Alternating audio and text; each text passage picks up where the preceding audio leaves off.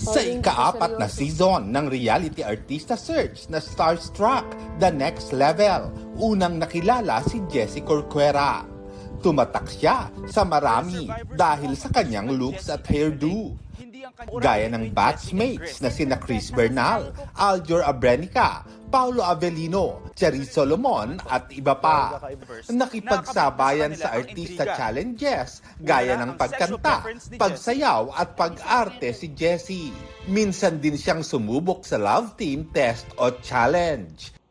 Pero gaya nga ng tagline ng reality show na Dream, Believe, and Survive, samut-saring pagsubok sa buhay na ang kinaharap at nilagpasan ni Jessie na isa na ngayong proud trans man. Nitong weekend, masayang ibinalita ni Jessie na siya ay nagdadalang tao. Matagal na raw niyang plano ito at ngayong taon ay maisa sa katuparan na.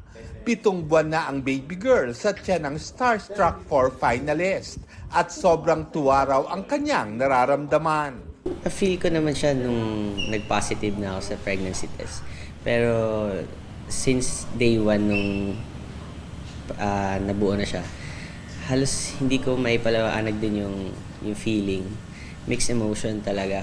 Pero nangingibabaw yung masaya ako kasi alam kong after 9 months meron ng little Jessie. Papa ang gusto ni Jessie na itawag sa kanya ng kanyang magiging anak dahil yun din ang tawag sa kanya ng 3 anak ng partner niyang si Camille. For sure, yung generation naman nga ngayon, mabilis na makaintindi yung mga bata. What more pa sa mga susunod pang generation niya. Kilala ni Jessie ang sperm donor sa kanyang pagbubuntis at may communication pa rin naman siya dito.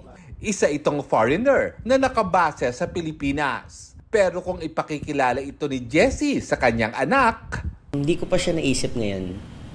Parang more on gusto ko munang mag-focus sa amin dalawa. Sa amin ng family namin ni Camille.